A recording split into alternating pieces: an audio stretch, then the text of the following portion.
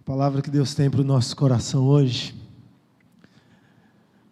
o maravilhoso das quatro faces. Como eu gosto de refletir sobre essa verdade na palavra do Senhor.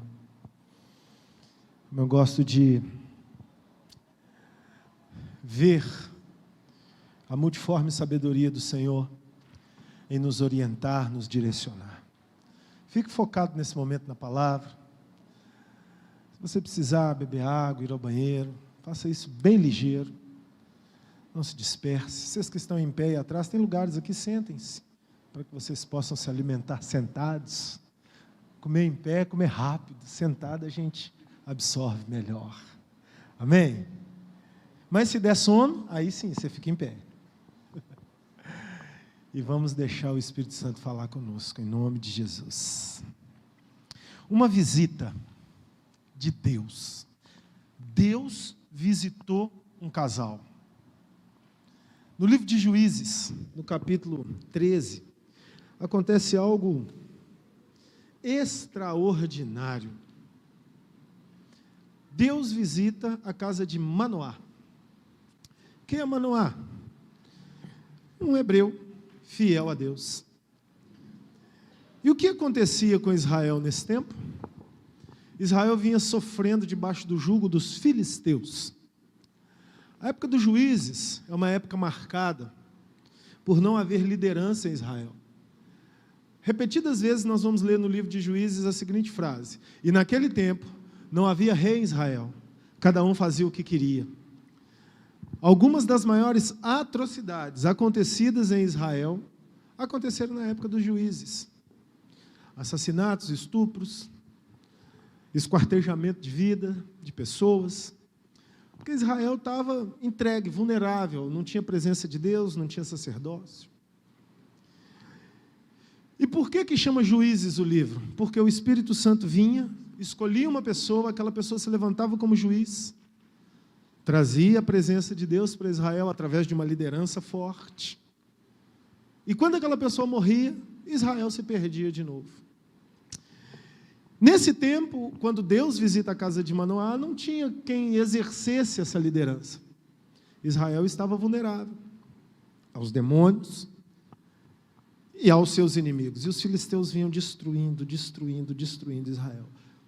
Um determinado dia, a Bíblia diz que o anjo do Senhor visitou a casa de Manoá e falou com a esposa dele que ela engravidaria, que ela teria um filho e que Deus se manifestaria sobre aquele menino e restauraria a Israel.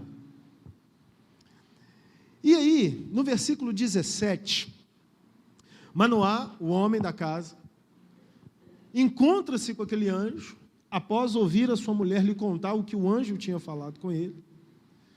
E ele fala: Deus, que esse anjo apareça para mim novamente. Eu quero falar com ele, eu quero ouvir o que o Senhor disse para minha mulher. E no versículo 17, e disse Manoá ao anjo do Senhor: qual é o teu nome? Para quê? Quando se cumprirá a tua palavra? Para que quando se cumprir a tua palavra, te honremos. E o anjo do Senhor lhe disse: por que perguntas pelo meu nome?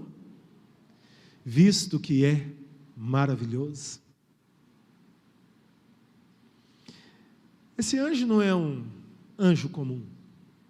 Todas as vezes no Velho Testamento que nós vemos o artigo definido, o anjo do Senhor, está falando de Jesus. Esse anjo do Senhor, ele recebe adoração. Quando a Bíblia fala um anjo do Senhor, indefinido, ele aparece para Daniel na beira do rio Hidekel, na Babilônia. Ele aparece para Gideão, um anjo do Senhor, genérico. Esse anjo não recebe adoração. Esses anjos, porque eles não são Deus. Mas o anjo do Senhor, como está aqui, e esse que diz para Manoá: o meu nome é maravilhoso, ele recebe adoração. Versículo 19. Então Manoá tomou um cabrito e uma oferta de manjares, e apresentou sobre uma rocha ao Senhor. Você está lendo Senhor em caixa alta ali? O agudo aqui está subindo na minha testa aqui, Patrick. E o anjo do Senhor, está vendo Senhor em caixa alta de novo? Amém? E o anjo do Senhor se ouve maravilhosamente. Manoá e sua mulher estavam... Espera aí, Bruno. Vocês hoje estão comigo, hein? Observando. Versículo 20. Sucedeu que, subindo para o céu, a chama que saiu do altar, o anjo do Senhor subiu nela, o que vendo Manoá e sua mulher, caíram com o rosto em terra. E nunca mais apareceu o anjo do Senhor a Manoá, nem a sua mulher. Então compreendeu Manoá que era o anjo do Senhor. E disse Manoá à sua mulher: certamente morreremos, porquanto temos visto a... Por quantos temos visto a? Porém sua mulher lhe disse: se o Senhor nos quisesse matar, não aceitaria da nossa mão o holocausto e a oferta de alimentos, nem nos mostraria tudo isso, nem nos deixaria ouvir tais coisas nesse tempo. Quem visitou a casa de Manoá? Fala, Deus. Deus. Deus visitou a casa de Manoá, recebeu a adoração daquele casal. E disse para Manoá: por que perguntas sobre o meu nome, porquanto é maravilhoso? Ele é maravilhoso, conselheiro, Deus forte, Pai da eternidade, príncipe da paz. Quem entrou na casa de Manoá foi Jesus, o maravilhoso ser das quatro faces. E hoje, o maravilhoso está nesse lugar, e Ele quer ensinar a você algo. Ele quer ensinar a você a receber as suas características faciais maravilhosas. Por isso Ele falou para Manoá: o meu nome é maravilhoso. Porque quando nós recebemos a maravilha da característica de Jesus na nossa vida, nós vamos desenvolver uma vida maravilhosa na presença dEle, não importa as circunstâncias. O maravilhoso quer se revelar a você. Se você quer receber o maravilhoso, aplauda o Senhor neste momento. Ezequiel capítulo 1, versículo 10. A forma de seu rosto era como de homem à direita. Os quatro tinham rosto de leão à esquerda, rosto de boi e também rosto de águia, todos os quatro. Leão, touro, homem e águia. Essas são as quatro faces do maravilhoso. Leão, touro, homem e águia. Ezequiel teve essa visão profética, essa visão impactante. Mas o que tem dentro dessa visão são características a serem aprendidas com Jesus. E nós vamos entender ao longo da mensagem por que as quatro faces do maravilhoso. Cada face representa uma essência de vida. Os quatro evangelhos, Mateus, Marcos, Lucas e João, cada um deles apresenta uma das faces do maravilhoso. Por isso que parece que nós lemos às vezes a mesma história em Mateus, a mesma história em Marcos, a mesma história em Lucas e a mesma história em João. Quem já leu os quatro evangelhos se deparou com essa verdade, não é assim? Porque cada história, cada ato, cada momento de Jesus tem um enfoque com a característica da sua face maravilhosa. O leão, O leão comunica aos judeus, Jesus se apresenta como leão para os judeus, porque ele é o leão da tribo de Judá. No livro de Marcos, Jesus se apresenta como servo, e o servo refere ao touro, aquele que serve com força, e Jesus se apresenta como touro no livro de Marcos, comunicando com os romanos. Em Lucas, Jesus se apresenta como homem inteligente, sábio, perspicaz, e em Lucas, Jesus está comunicando com os gregos. No Evangelho de João, ele se apresenta como homem, como Filho de Deus que veio do céu. E no Evangelho de João, Jesus está comunicando com a igreja. As 4 faces, 4 linhas de comunicação para os judeus, para os romanos, para os gregos e para a igreja, abrangem todas as especificações da vida humana. E nós vamos entender isso, porque cada uma dessas especificações toca a minha e a sua vida. Se nós absorvermos os ensinamentos da face do Senhor Jesus na nossa vida, de fato, nós teremos a mesma percepção de Manoá. Ele é maravilhoso. Ele muda a minha história.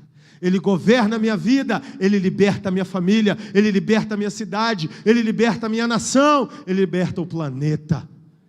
Através de mim, por mim e por todos aqueles que nele creem. O leão, vamos começar falando dele. Leão é um conquistador. Leão governa. Leão lidera. E na face de leão de Jesus, ele quer te ensinar e ele quer me ensinar como nos posicionarmos como governadores na nossa vida. Mateus capítulo 7, versículo 13, depois os versículos 28 e 29 do mesmo capítulo 7.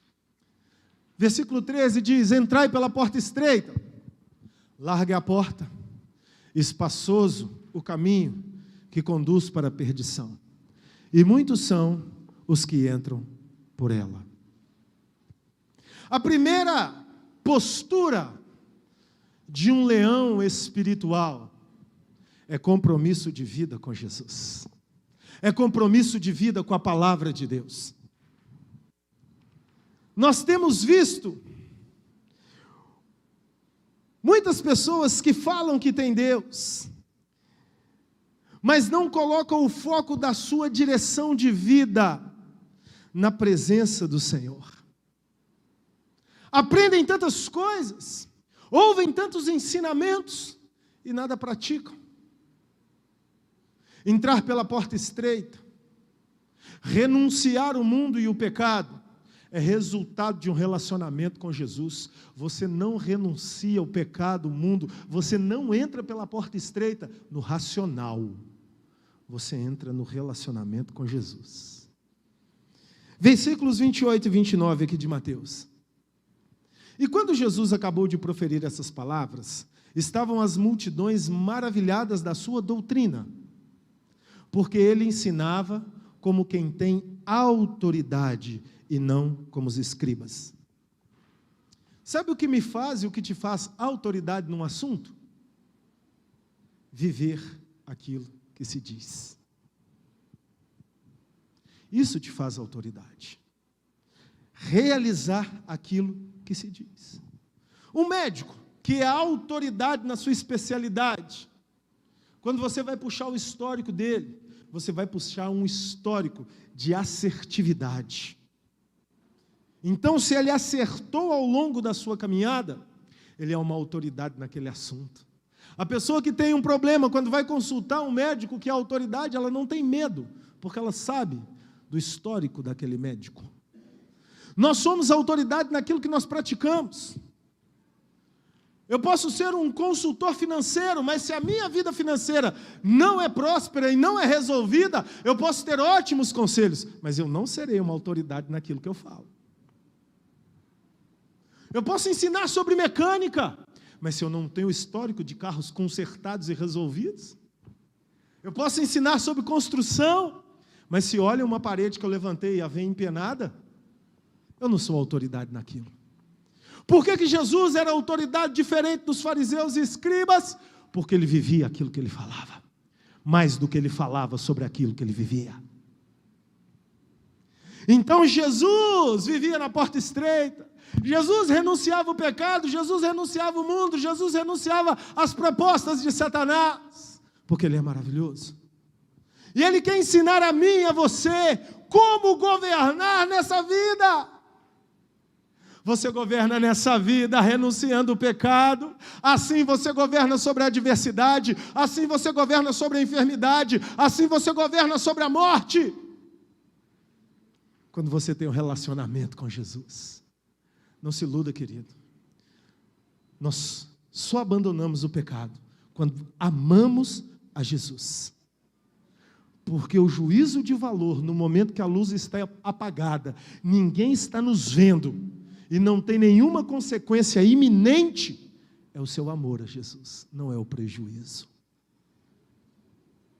Quando está ali gritando a tentação, e a porta estreita está aqui, você só renuncia à tentação, porque você tem Jesus do seu lado, se relaciona com Ele, e você não quer decepcioná-lo. Aí você ouve o conselho daquele que tem autoridade. Por isso, o povo judeu, ouvindo o ensinamento do leão, receberam o Espírito. João, capítulo 6, versículo 63. O Espírito é o que vivifica. A carne para nada aproveita. As palavras que eu vos tenho dito são Espírito e são vida. Abra a Bíblia. Ouça as palavras de Jesus. Escute a essência do Rei. Deixe Ele conquistar o seu coração. Se apaixone por Jesus. Quando você se apaixona por Jesus, você está sendo criado como um leãozinho é criado pela leoa e pelo leão na savana. Você está aprendendo a governar nessa terra. Você está aprendendo princípios nobres que os fracos não têm, só os fortes têm. Princípios de dizer não para a mentira, princípio de dizer não para o lucro indevido, princípio de dizer não para o sexo fora do casamento, princípio de dizer não para a ira, princípio de dizer não para a falta de perdão, princípio de dizer não para o negócio manipulado, para o enriquecimento fácil. Existem muitas boas palavras de inteligência emocional, mas o que muda a sua vida e te faz um conquistador é o compromisso que você tem com a palavra de Deus. Você não precisa ter compromisso comigo, com a igreja, com a sua religião. Se você tiver compromisso com Jesus, todos os outros compromissos, até com seu cônjuge, será consequência do compromisso que você tem com a palavra de Deus. Porque o que importa é agradar ao Senhor. E aí você vai descobrir como viver a palavra que diz: e estes sinais seguirão aos que crerem. Não quero falar isso como crítica, nem desfazendo de nenhuma visão dessa forma, mas como uma reflexão a um comportamento humano. Vocês já perceberam que reuniões onde tem muita revelação, profecia, milagres fáceis, estão assim? As pessoas estão correndo atrás das bênçãos. No lugar assim, assim, assim, o camarada revela o número da sua identidade. No lugar assim, assim, assim, fala e acontece. As pessoas vão lá, lotam. Porque querem compromisso? Querem a bênção.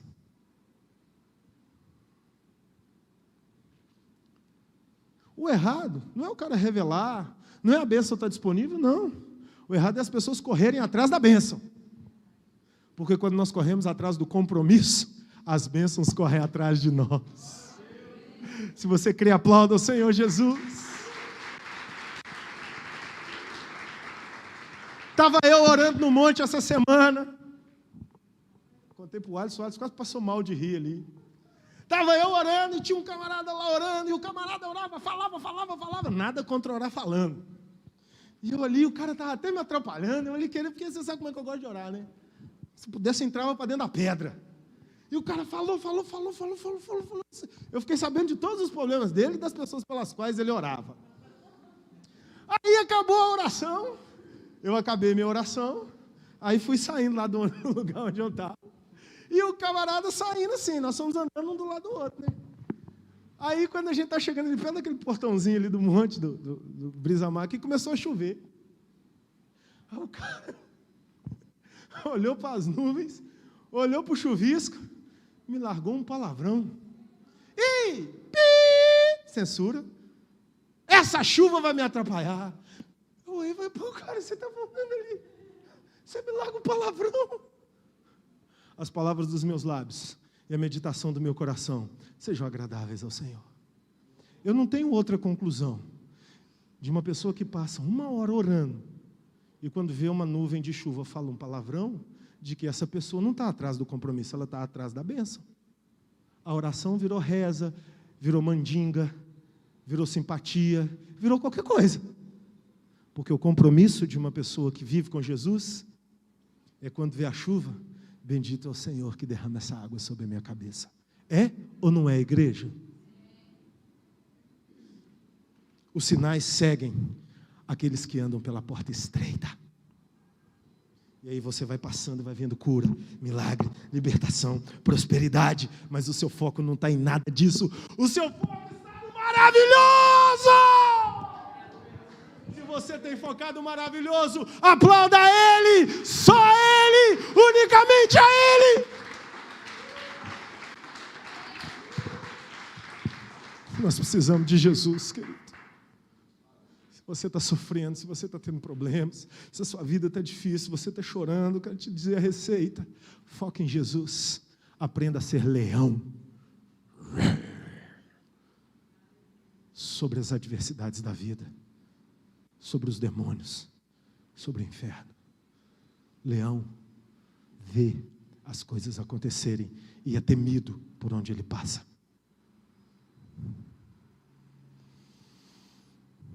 Quando nos absorvemos, ou somos absorvidos pela vida de Jesus, temos compromisso com Ele, nós aprendemos a face do leão.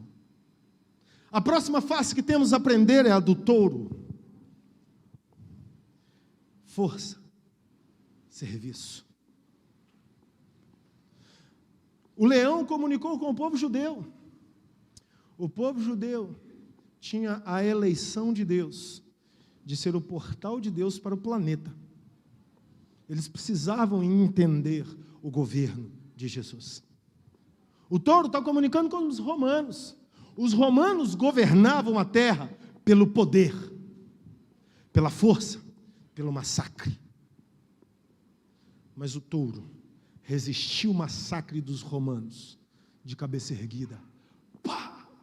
Se tu és o rei, fala!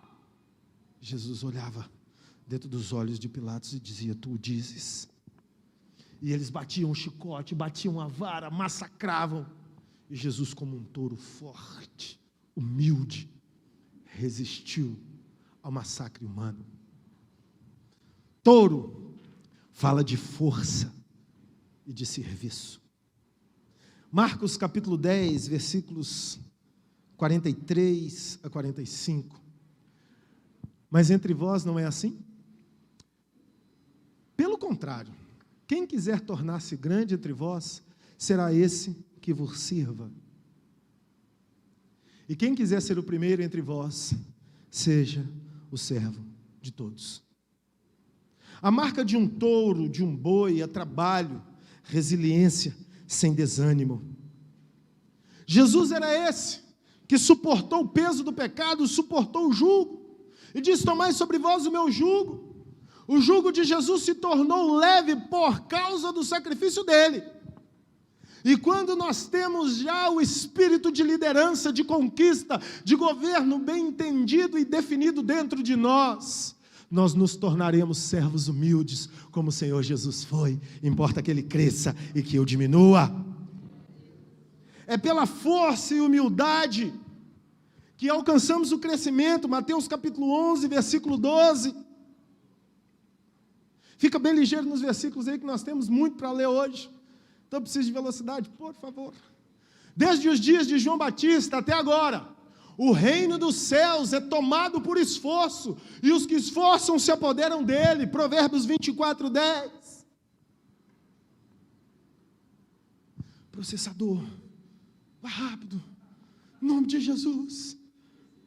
Se te mostras fraco no dia da angústia, a tua força é pequena. O reino de Deus, o reino dos céus é conquistado pelo esforço, pela violência da fé. Os seguidores de Jesus precisam ser pessoas esforçadas e pessoas humildes. E nós somos fruto de uma geração que quer colher sem plantar. Já perceberam? A galera quer virar advogado sem ir para a universidade. Quer virar mecânico de aeronave sem estudar. Quer virar filósofo sem ralar o banco na universidade. Quer ficar rico sem trabalhar. Nós somos a geração do Bitcoin. Quantos R$1.000 vale um Bitcoin? Então eu quero Bitcoin. Nós somos a geração do marketing social. É o Bebom, é a Telex Free, como é que é aquele de emagrecer mesmo? Caro pra caramba. Herbalife. Vamos, vai, faz seu cadastro lá, você vende, fica rico rapidinho. Vou meter mais um pau aqui, ó. As pirâmides financeiras. Nós somos a geração da Bolsa de Valores. Todo mundo quer virar trade. Não, estou investindo na Bolsa. Investi lá R$200, vou ganhar 30 mil. Aí no primeiro movimento errado, que o dedo, em vez de clicar no mais, clica no menos, perde 700, fica devendo 800 para a Bolsa de Valores. Quer virar trade? Vai estudar. Os caras passam horas, dias, estudando o movimento da Bolsa. E os inocentes colocam seus reais lá e vão só tomando chilapada. Um dia um chegou para mim chorando. Perdi 1.500. Eu falei, quantos cliques foram necessários? Aquilo não é de Deus, não. É a geração do fácil. Deixa eu te falar uma coisa. Acredite no trabalho. Acredite no difícil. Acredite no suor. Acredite no 8 às 18. Acredite na marmitinha ou no ticket de refeição. Vai lá. Não seja vulnerável à facilidade. Sabe por quê? Quem te abençoa é Deus. Capinando o lote ou movimentando na bolsa de valores, quem garante a sua bênção é Deus. Se você crê, aplauda ao Senhor Jesus. Não estou falando que seja errado entrar em negócios interessantes que você vai ganhar. Não, mas entre em negócios interessantes que você vai ganhar, no qual você se tornou autoridade no assunto. Porque todo negócio tem os aventureiros que se arrebentam, mas tem as autoridades que começaram de baixo. O reino é conquistado pelo esforço. A igreja revela a realidade social. A sociedade revela a realidade da igreja. Quero machucar ninguém, mas eu preciso falar a verdade. Nós vivemos uma geração de crente de plástico, de crente de isopor. Perdoa a sinceridade, repito, não quero ferir ninguém. Mas nós vivemos a geração de crente que não aguenta ficar 20 minutos de joelho orando. John Wesley fez buraco no assoalho do quarto dele, de tanto tempo que ficava orando. Maria Auxiliadora de Araújo Cruz, minha mãe, você chega na casa dela todo dia, meia-noite ela está orando. Você entra no quarto dela, 6 horas da manhã, ela está orando. 85 anos de idade. Nós vemos uma geração de crente que não consegue vir na igreja 2 vezes na semana. É muito! Eu fui criado de segunda a sexta, sábado e domingo, na igreja. Com 8 anos de idade, eu ia para a faculdade de teologia com a minha mãe, porque ela não tinha ninguém para me deixar. Com 8 anos de idade, eu já assisti a aula de homilética. Eu achava horrível. Hoje eu amo. E eu amava a tia da cantina da Faculdade Batista Mineira, lá de Belo Horizonte. Porque uma criança gorda, na cantina da faculdade, vai ganhar salgado. Eu ia fazer com a minha mãe um negócio que chamava lá exercício prático. A gente ia fazer evangelismo. Sábado e domingo era trabalho de seminário da minha mãe. E ela me levava. Não tinha ninguém para me deixar. Um dia, num desses trabalhos, minha mãe chegou com a colega Ednai, bateu numa casa. Aí tinha, né, que vinha para pregar. Tal. Aí o cara veio. Aí Ednai começou a falar e minha mãe ali do lado. Aí o cara falou assim: dona, quero ouvir falar desse Deus, não. Agora com esse Deus. Aí eu passei. Eu lembro da situação, mas os detalhes a minha mãe me contou. Eu passei e falei: moço, olha para o sol. Aí o cara me achou bonitinho, né? Pensa no Heitor, da Aline, pretinho, eu. Aquela coisa fofa, que arrasava. Olha para o sol. Eu falei com o cara. Não, menino, não consigo olhar para o sol, não. Eu falei com ele: você não consegue olhar nem para o sol? Você está falando que Deus não existe? Diz a minha mãe. Eu não me lembro desse detalhe, mas ela disse que aquele cara virou para Ednai e falou: eu quero aceitar esse Deus que esse menino prega. O boi, ele não tem medo do trabalho, seja secular.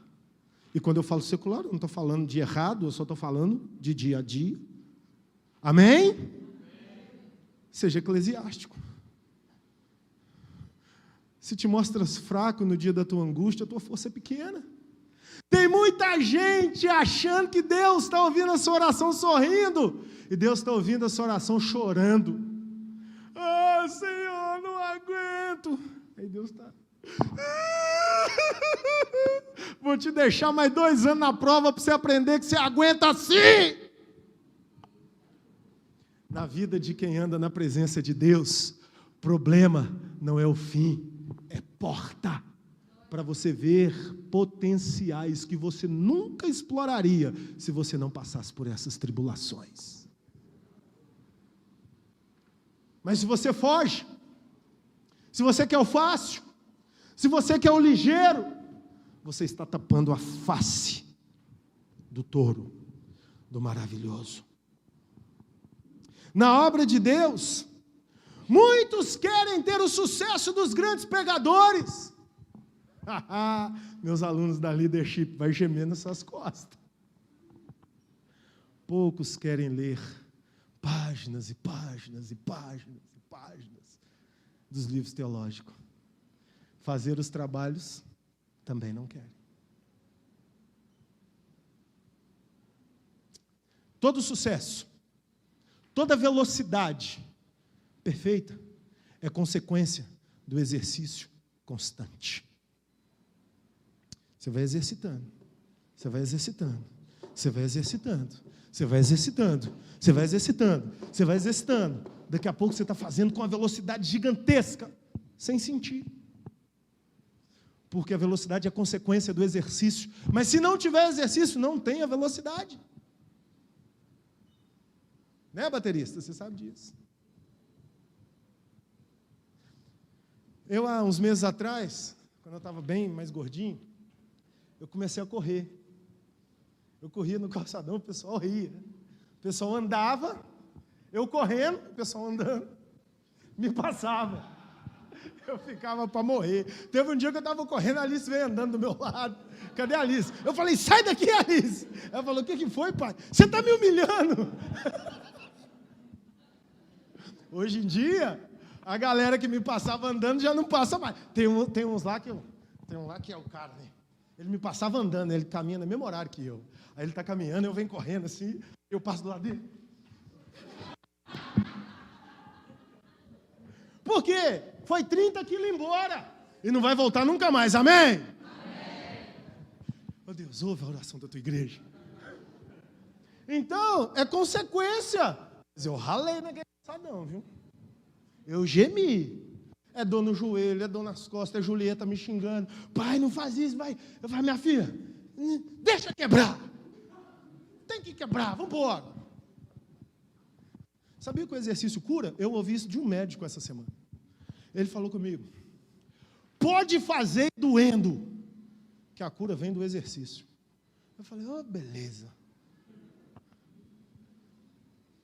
Mas nós queremos o resultado e não queremos o esforço. Conquista com Deus é resultado de esforço, gente. Vamos orar, vamos jejuar, vamos adorar, vamos vir para a obra, vamos fazer. E não vai deixar a família desguarnecida não, viu? Vamos trabalhar, vamos pagar as contas, vamos cuidar da família. Maridos, assente com a sua esposa e diga com ela, vamos discutir a relação. Depois você vai ganhar um presente pentecostal. Mas não podemos falhar com Deus, não podemos falhar com a nossa vida social, com a nossa vida familiar. Escreva essa frase: o seu descanso é no céu. Aqui é a sua oportunidade de correr. Conformosos são os pés dos que andam sobre os montes, anunciando as boas novas. Sabia que o cara que escreveu isso sabia o que era subir um monte? Sabe quantos 1000 metros tinha o Monte Hermon? Sabe quantos 1000 metros tinha o Monte Sinai? Eram os montes que Davi estava acostumado a ver e a subir. Vocês capixabas, povo que eu amo, e que eu já sou um também, choram com qualquer ladeira. Vamos dar uma volta em Belo Horizonte, vamos? Vão comigo? Eu já vi capixaba chorar em BH, porque você sobe o morro, anda uma rua reta, aí quando ele está quase morrendo, você fala, não, tem mais aquele para subir. É só uma questão geográfica. Candango de Brasília também geme, chora. Tocantinense, quando vem na cidade morta, para cidade plana. Pés formosos sobre os montes, tem que ter disposição para subir. A vida espiritual tem que ter disposição para subir. Amém? Amém. Aplauda o Senhor se você crê nisso. Esse é o touro, essa é a face do touro que quer te desafiar nessa noite. O leão ruge, o touro, pegada, força. Eu fui pregar lá no Pará, lá perto da cidade quase divisa com Suriname. Fui pegar no aniversário do ciclo de oração das irmãs da Assembleia de Deus. Não sei como que elas arrumaram para me convidar, mas eu fui. Gente, ser cuidado pelas irmãs é top demais. Até o tamanho da cama que eu ia dormir, as irmãs mediram. Nunca tinha passado por isso. Quando eu vou para o hotel, é uma aprovação. Quando a cama tem aquele negócio assim atrás, eu enfio o pé ali no meio. Quando não tem, fica para fora, né? As irmãs mediram a cama, fizeram o hotel colocar do meu tamanho. Aí fui lá. Aí conversando com elas, aniversário do ciclo de oração, né? Eu pregando, amém. Aí jantando lá, as irmãs começaram a me mostrar o vídeo delas. Tudo assim, do tamanho da apóstola Dani, do tamanho da Nana, do tamanho da Vanusa. As irmãs de estatura baixinha. Delas indo para o meio da Amazônia, fazer evangelismo nos índios. Aí os maridos, alguns maridos lá, bastados, né? Com as SW4, 4x4, com as Pajero 4x4, dos maridos, né?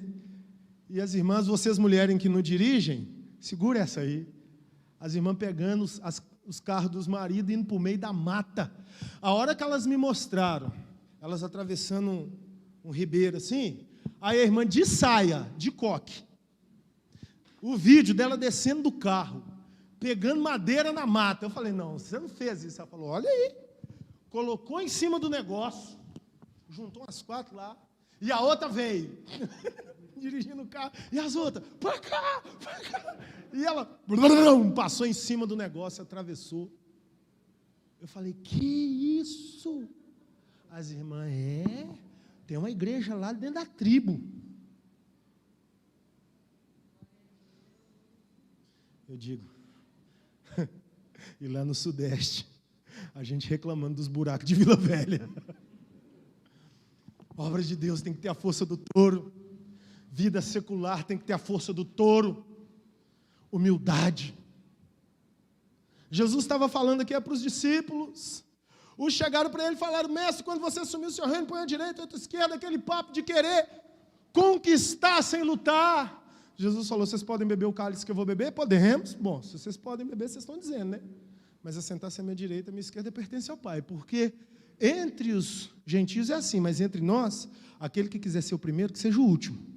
Aquele que quiser ser honrado, seja o servo de todos. Se você quer a força do touro, aplauso do Senhor Jesus.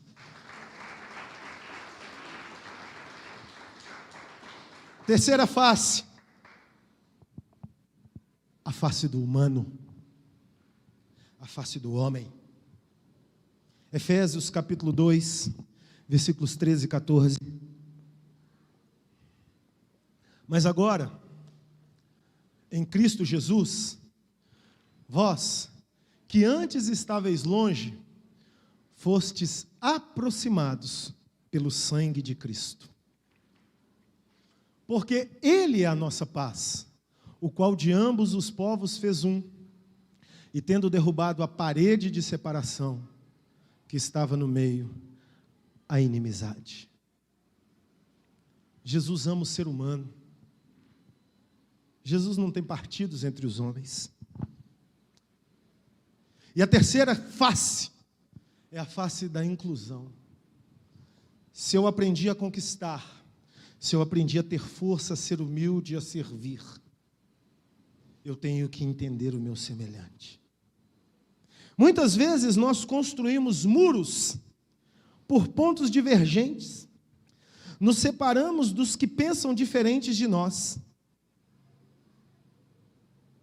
Isso não é inteligente. Você pode ser crente, seu vizinho satanista. Vocês dois são seres humanos. Ele tem que te respeitar, você tem que respeitá-lo. O que nos une tem que ser maior do que o que nos separa. Só existe uma família na terra. O nome dela é humanidade. Viemos todos da mesma raiz. Jesus nos ensinou a construir pontes e não muros. Romanos capítulo 2, versículos 10 e 11. Glória, porém, honra e paz a todo aquele que pratica o bem, ao judeu primeiro e também ao grego. Porque para com Deus não há acepção de pessoas. Você não deve ter comunhão com o criminoso. Você não deve ter comunhão com o violento. Você não deve ter comunhão com o assaltante. Não. Esses decidiram o seu caminho. Mas você deve até orar por eles. Mas não ter comunhão. Porque eles estão nas trevas. Mas você deve entender que Deus não faz acepção de pessoas. Você deve entender que Deus ama todo ser humano. Nós devemos viver pelo lema, o que nos une é maior do que aquilo que nos separa. Meu Deus, quanta besteira! Batista metendo pau em presbiteriano, crente metendo pau em macumbeiro, neopentecostal metendo pau em tradicional, metendo pau em neopentecostal, atleticano triunfando sobre os flamenguistas. Quanta besteira! O time aí é só para relaxar. Vamos parar com isso, gente. Nós somos seres humanos. Não é a sua religião que salva, é o Jesus que está dentro de você. É Ele que convence o mundo do pecado, da justiça e do juízo. Nós temos que ver o ser humano como semelhante, ter identidade. Encontrei essa semana, postei aí com 2 rapazes franciscanos. Eu acho uma loucura o que aqueles caras fazem, nunca teria coragem de viver o que eles vivem. Mas acho linda a dedicação que eles têm. Encontrei com os meninos, falei, vamos bater um papo. Eu sou crente, vocês são franciscanos, mas nós somos seres humanos.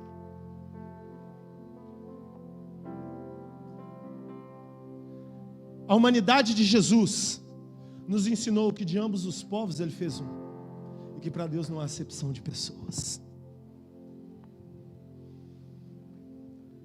Você só influenciará pessoas se você fizer amigos primeiro. Você só conquista a razão de uma pessoa depois de ter conquistado a emoção dela.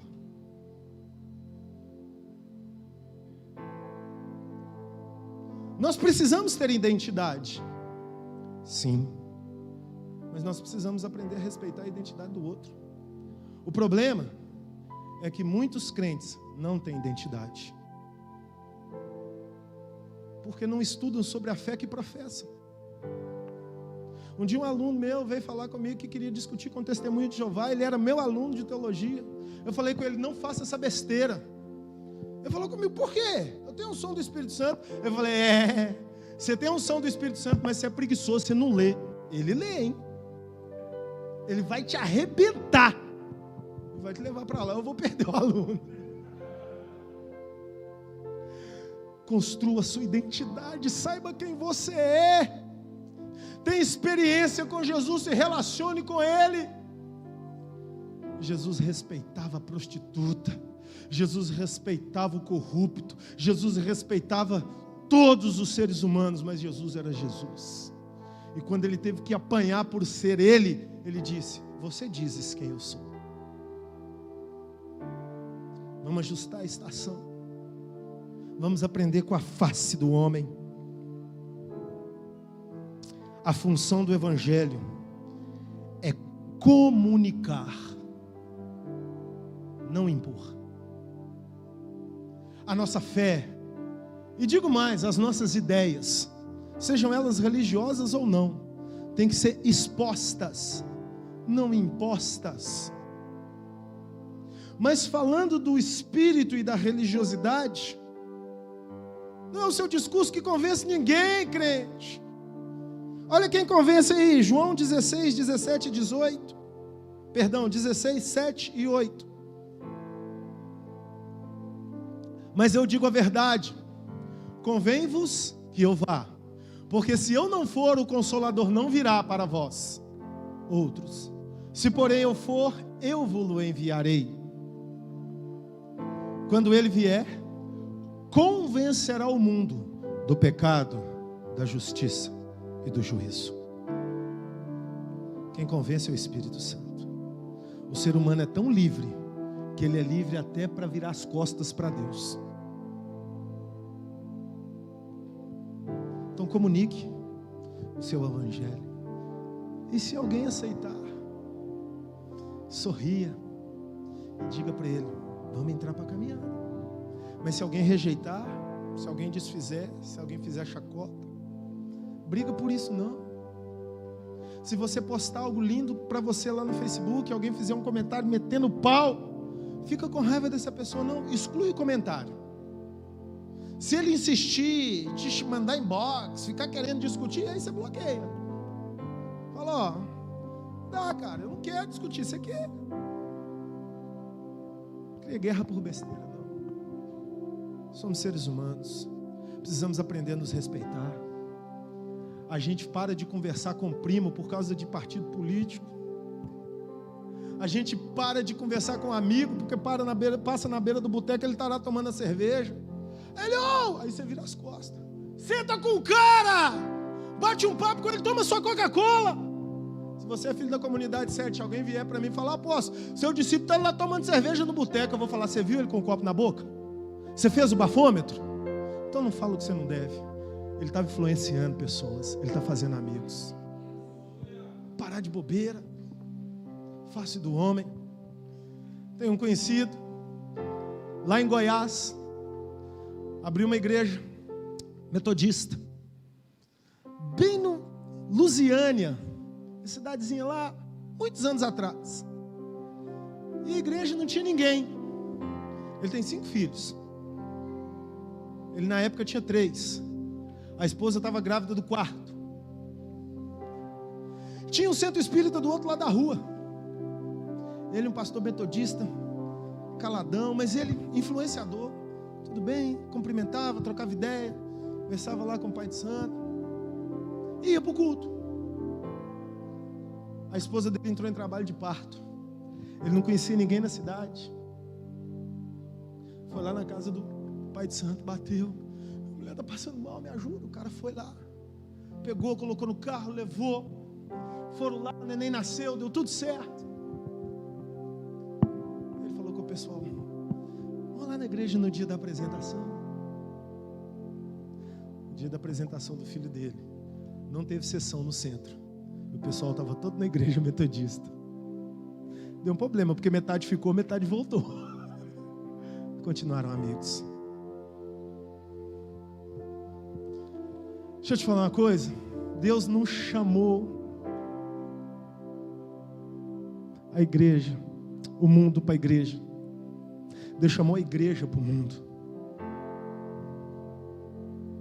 Nós saímos daqui e fizermos amigos lá, com a face do leão, com a face do touro, com a face do homem. Eles retornarão para as reuniões conosco, sentindo-se respeitados. E aqueles que não quiserem, continuarão sendo respeitados. Aqui é o CT, Centro de Treinamento. O nosso jogo é lá no estádio. Estádio do trabalho, estádio da faculdade, estádio da rua, estádio do prédio. Lá que nós vivemos o cristianismo. Aqui nós refletimos sobre ele. O problema é que nós queremos ser crente dentro da igreja. Você pode me falar o que você quiser, eu vou acreditar. Eu quero ver se você não fala palavrão a hora que começa a chover. Quero ver se você não murmura a hora que você chuta o canto do sofá. Quero ver se você não manda sua mulher calar a boca a hora que ela começa a debater com você. Porque as línguas das nossas mulheres, como espadas, a gente manda, elas defendem e contra-atacam. É ou não é, homens? Elas são inteligentes. Elas tiram os nossos argumentos. E quando elas querem saber uma informação, a gente não quer dar, elas perguntam. Aí se a resposta é evasiva, elas mudam a mesma pergunta. Até que você cai e fala o que ela quer ouvir. É ou não é? Escute sua mulher. Tem um posto de inteligência do seu lado. Seja crente. No estádio da vida. Mulheres, reclama do seu marido não, quando ele parecia que pegou a escova de dente, chegou no espelho do banheiro e ficou brincando de spray. Reclama dele não. Passa o paninho. Ora, fala: ô Jesus, limpa esse homem. Ele deixa a toalha molhada em cima do sofá, a gente não enxerga. Eu tenho 3 mulheres dentro de casa, gente. A Dani que fazia isso, esses dias na Vitória fez. Essa ser humana aqui, ó. Eu abri minha gaveta, procurei, falei: cadê minha carteira? Aí estou passando na porta do quarto e ela. Eu falei: o que você fez? Está na gaveta que o senhor procurou. Nem a esposa, é a filha. O jogo é lá. Você só influenciará pessoas se primeiro você fizer amigos. A nossa pregação tem que ser a nossa vida. O nosso discurso é só uma consequência.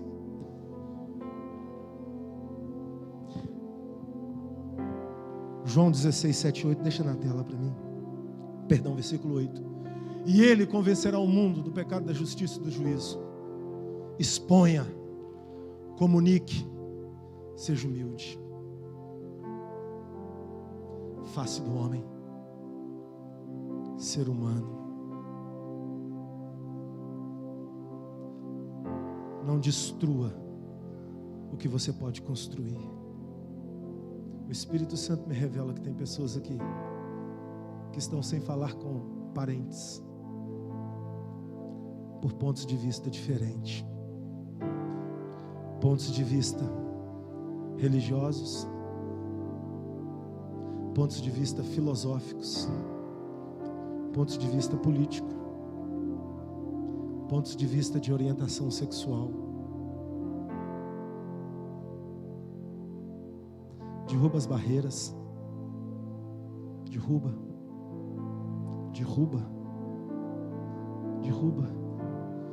Você tem Jesus. Se te feriram, você tem capacidade de perdoar. Mas se você ferir, Ele não tem capacidade de perdoar. Não é porque Ele é melhor que você, não, nem que você tem que ser bobo. É porque você tem Jesus e Ele não tem.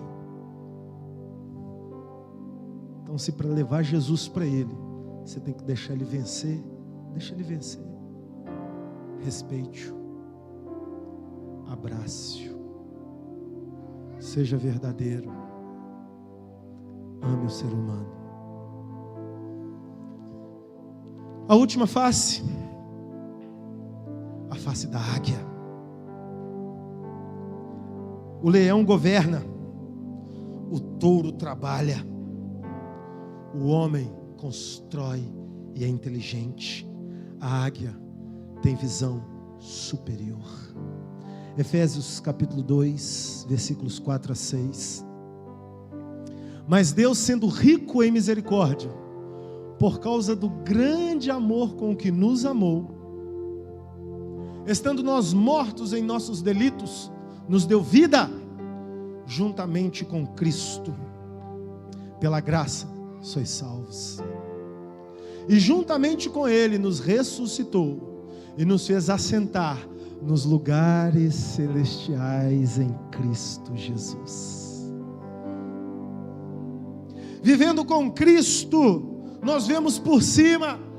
Se você entrar num labirinto enxergando de igual para igual, você fica preso lá dentro. Mas enxergue o labirinto por cima. Se vocês conseguirem uma imagem de labirinto aí, joguem para mim, por favor. Visto de cima. Se não achar, beleza. Quando você olha o labirinto por cima, você vê várias possibilidades de fuga. É ou não é?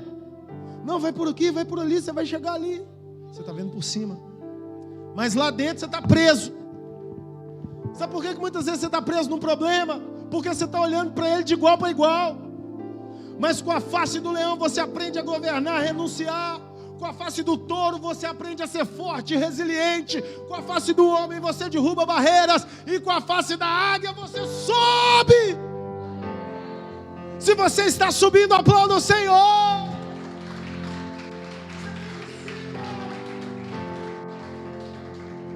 Você acha soluções. Você acha estratégias. É como aquele cara que chega na oficina de carro importado, com a Ferrari, com problema. Aí para lá, aí o cara faz o serviço, visto de cima. Não, mas esse aí está visto visão aérea, labirinto visto de cima. Aí o cara leva a Ferrari lá, aí o cara faz o serviço e fala, 100 mil reais. Aí o dono curioso fala assim com ele, poxa, você só apertou um parafuso? Aí o mecânico fala assim, só apertei o parafuso, 100 mil reais. Mas por quê? 999 mil reais. É para saber qual o parafuso que eu apertei. R$1 é para apertar o parafuso. Se você sabe qual parafuso apertar, você viu o labirinto de cima. Possibilidade de fuga. Visão superior. Contei para vocês outro dia, Deus me usou para salvar um casamento. Estavam dentro de um labirinto. Eu cheguei e ouvi 1 hora de lamúria. Falei com vocês, não tem problema. O problema, virei para o homem, é porque você não trabalha. Você fica dentro de casa o dia inteiro. À toa. Aí você vai ter problema, porque ela é a rainha do lar. É o jeito dela. Mas quando você fica aqui batendo cabeça, você cria problema. Ah, mas eu não tenho emprego. Sai pra rua. Não é emprego, é trabalho. Pega uma carrinha de picolé da Gels, passa o dia inteiro fora. Você vai chegar, vai ter uma jantinha quente para você, uma esposinha apaixonada, com casa arrumadinha do jeito dela. O casamento está de pé hoje, já tem 3 filhos. Na época tinha só um, prosperou. Águia. Isaías 40, 31.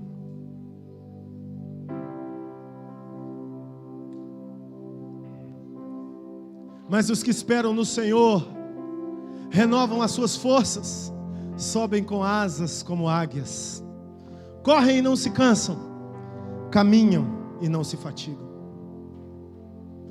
Manoá, por que perguntas o meu nome? Ele é maravilhoso. As 4 faces de Jesus em você te farão governar com humildade, destruindo barreiras e enxergando por cima. Esse é teu encontro com o maravilhoso. Eu concluo aqui com as 4 faces de Jesus. Você viverá todos os dias a certeza de que Ele é o Verbo que se fez carne e habita entre nós. Ele é o que transforma a tristeza em festa. Ele é o que nos faz nascer de novo.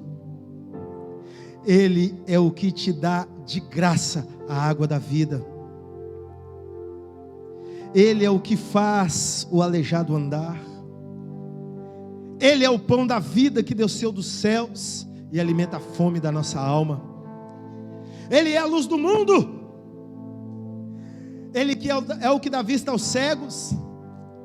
Ele é o que acalma os ventos e o mar. Ele é o que ressuscita os sonhos, os planos e até mesmo os mortos.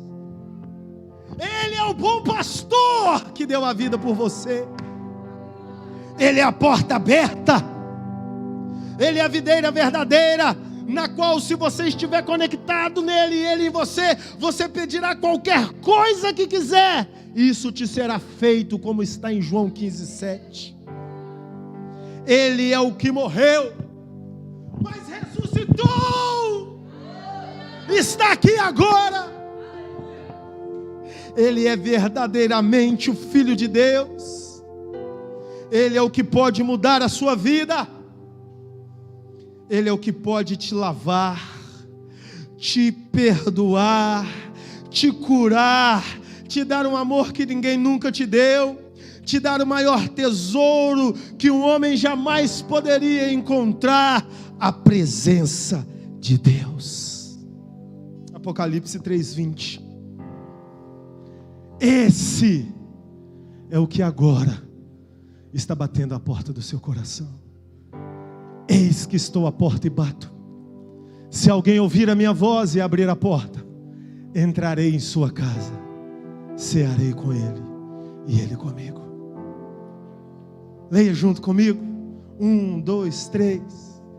Eis que estou à porta e bato. Se alguém ouvir a minha voz e abrir a porta, entrarei em sua casa, cearei com ele e ele comigo.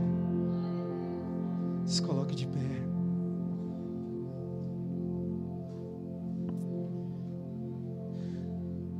Sei com o maravilhoso ser das 4 faces. Governe. Tenha força sobre toda adversidade. Destrua as barreiras, seja inteligente. Tenha visão de águia. Ouça a voz de Jesus. Adore o Senhor.